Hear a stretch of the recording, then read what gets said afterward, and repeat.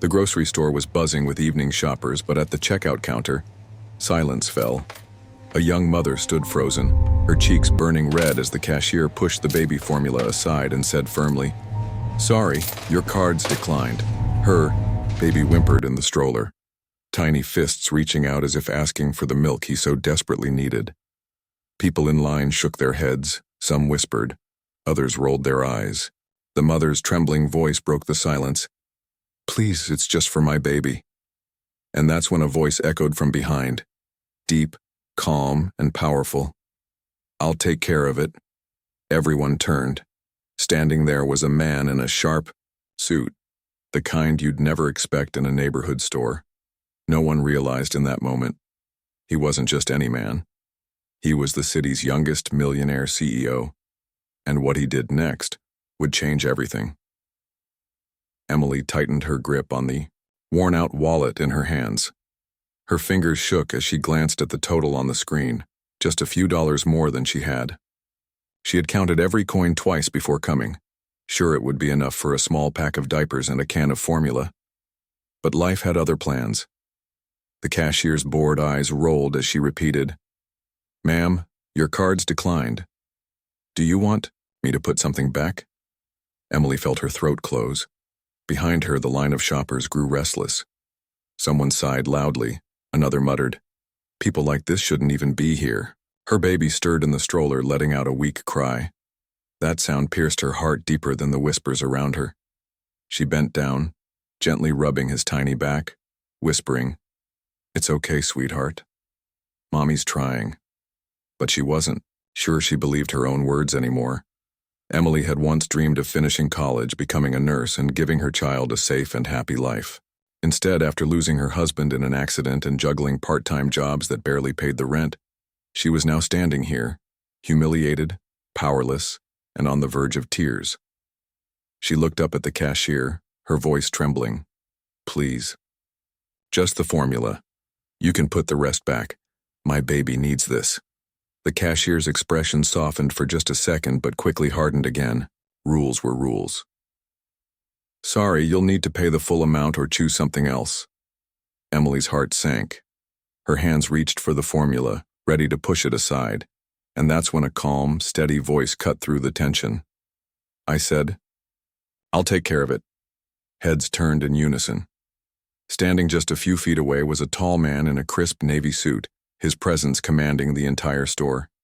His tone wasn't loud, but it carried authority, the kind that instantly silenced every whisper. Emily blinked, unsure if she'd heard right. I don't want charity," she stammered, clutching the handle of the stroller. The man's eyes softened. "It's not charity. It's humanity."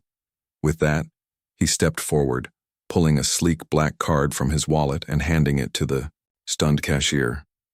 The cashier's eyes widened as she processed the payment in seconds. The man turned slightly, addressing the people in line. "You never know the battles someone is fighting. If you can't help, at least don't make it harder."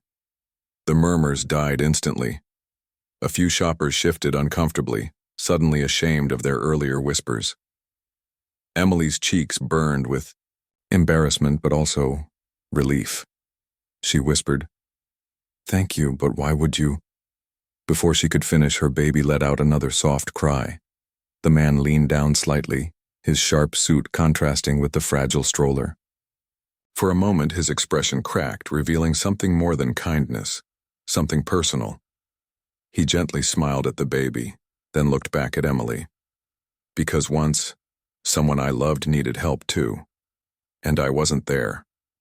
Tonight, I won't make the same mistake."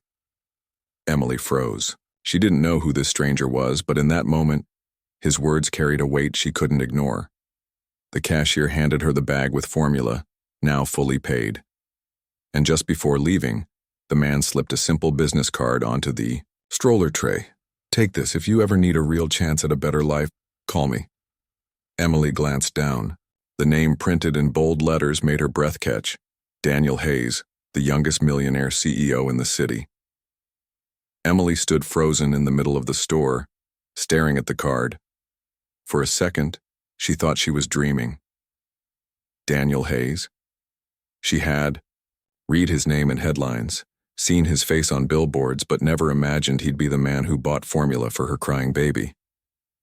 Her baby's small fingers gripped the edge of the stroller, innocent eyes blinking up at her. Emily swallowed the lump in her throat, clutching the bag of groceries like it was the most precious gift in the world.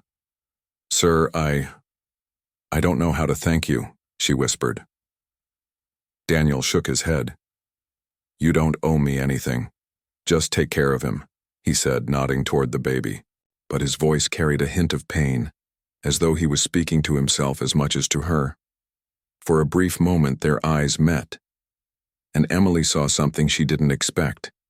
Behind the polished suit, the calm authority, and the name worth millions, there was a man carrying his own scars. The world outside the store went on, cars honking, people rushing home for dinner. But for Emily, time seemed to pause. This wasn't just about formula anymore. It was about being seen, about kindness in a place where she had felt invisible.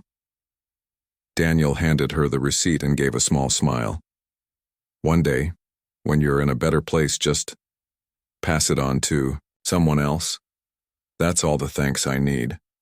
Emily's eyes welled with tears, not because of the groceries, but because in that moment, she felt human again. As Daniel turned to leave, her baby let out a soft giggle, the first one in days. Daniel stopped, glanced back, and for the first time in years he smiled. A genuine, unguarded smile that reminded him of what he had once lost, and what he might still find in acts of simple compassion. Emily walked out of the store, the cold, evening breeze brushing against her face, but tonight, the air felt different. Her arms were still heavy with groceries, yet her heart felt lighter than it had in months. She glanced down at her baby, who was now cooing softly, a small smile tugging at his lips. It was as if even he understood that something extraordinary had just happened. At the corner of the street, a black car waited. Daniel slipped inside without another word, disappearing back into the world of wealth and power. To him, it may have been a simple gesture. But to Emily, it was life-changing. Back in her tiny apartment later that night, Emily placed the formula on the counter and sank into the old chair, clutching the business card in her hand. She stared at the name again. Daniel Hayes. For the first time in a long time, she let herself believe, maybe tomorrow could be better than today. She whispered softly to her baby, "See, sweetheart, there are still good people in this world." Her baby's tiny hand wrapped around her finger, and Emily felt a spark of hope she thought she had lost forever. And somewhere across town, as Daniel's car disappeared into the night, he looked out at the glowing city lights. For once, it wasn't about boardrooms, deals, or millions. It was about a simple truth he had almost forgotten. Sometimes the smallest act of kindness can heal the deepest wounds and change two lives at once.